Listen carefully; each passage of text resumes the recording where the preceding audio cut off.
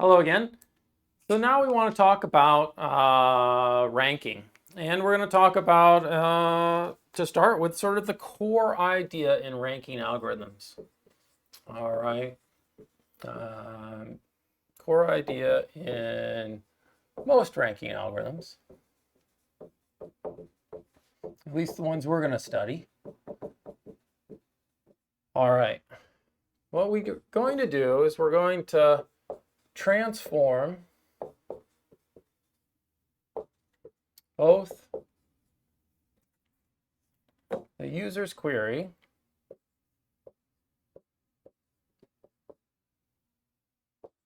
and documents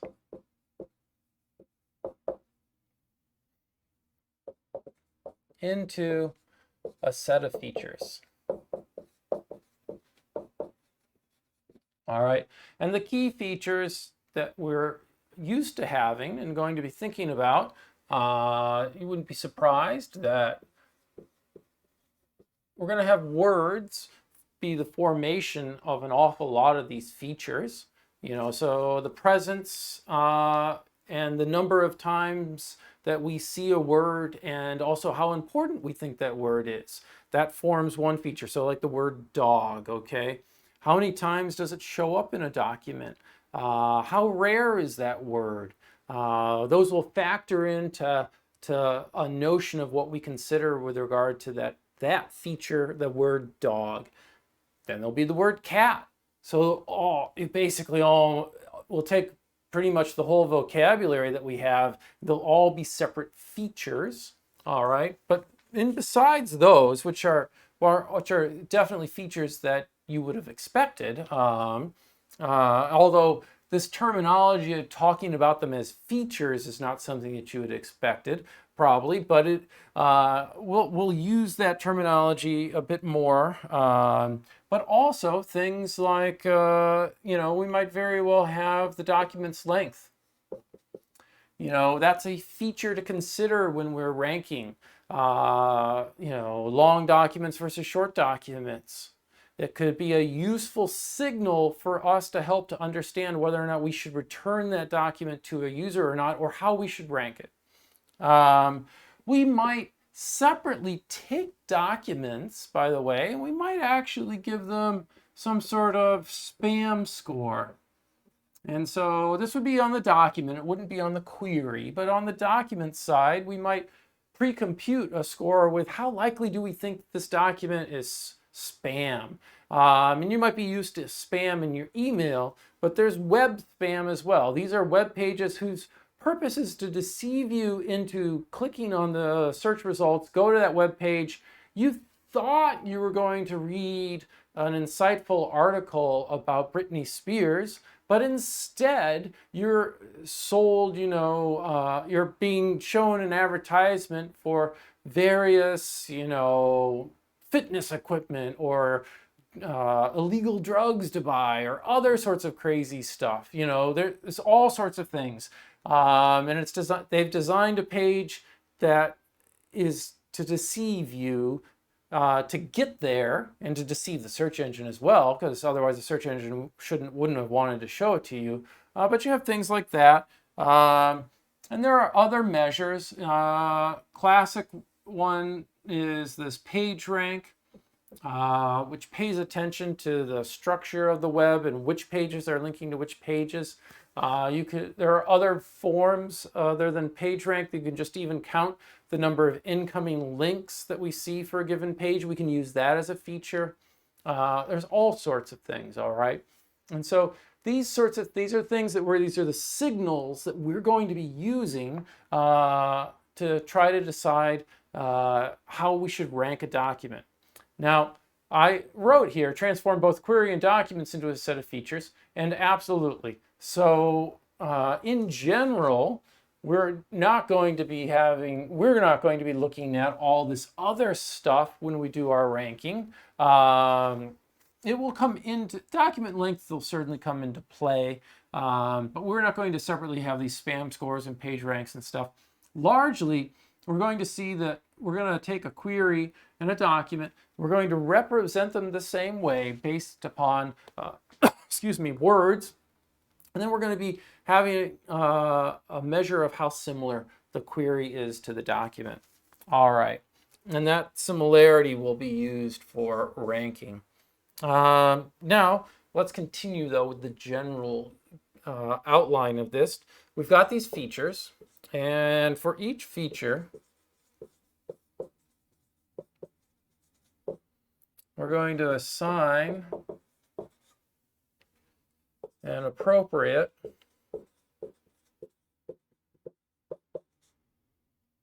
value to it for the query and documents.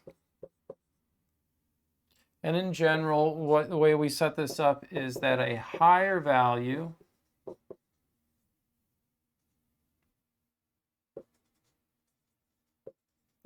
means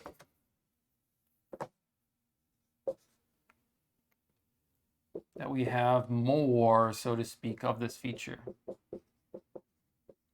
So as I was talking about, a word, well, we're going to have some measure of how much of that word do we have in this document and how much of that word do we have in the query.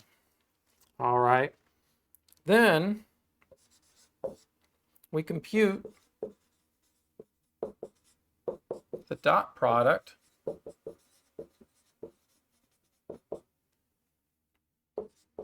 of the query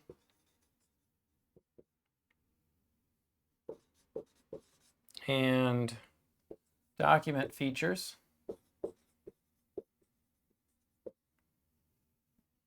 to obtain a score.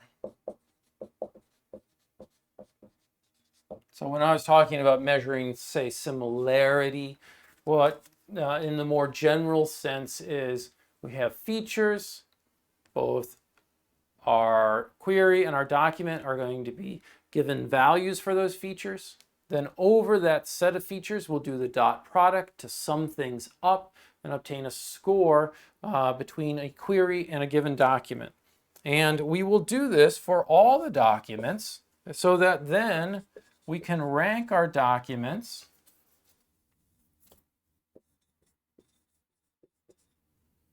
from highest to lowest score.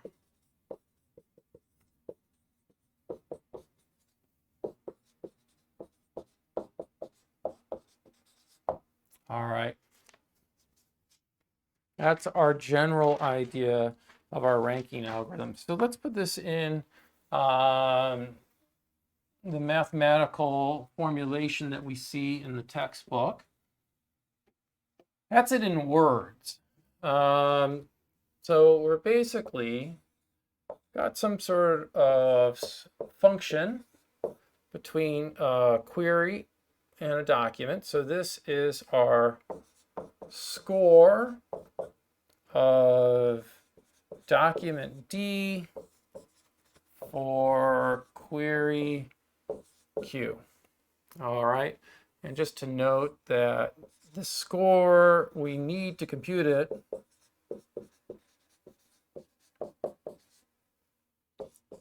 for all documents in the collection.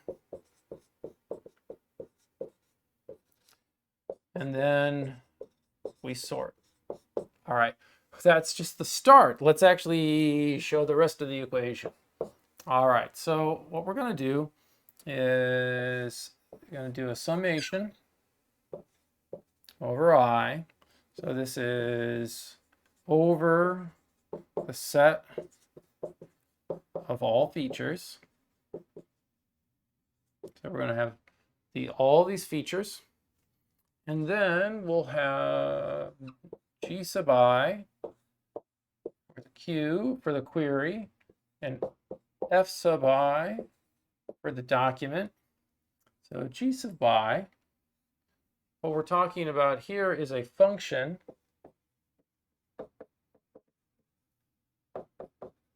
that computes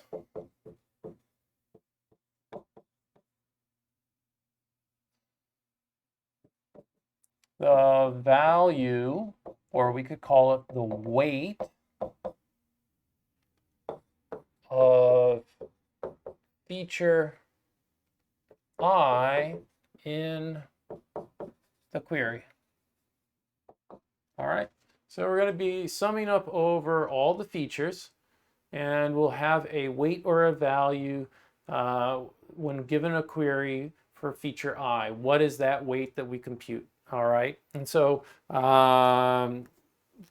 this F is the one that we do for the document. Okay, so this is the function to compute, again, the value or weight, whatever we want to call it, of feature I for the document E. So two separate functions, but the idea is, oh, I'm going to take in this query. I'm going to have a means to identify the features in it, and I'll come back with a weight for it. Likewise, given a document, I'll come up with a way to weight all of these features for that document.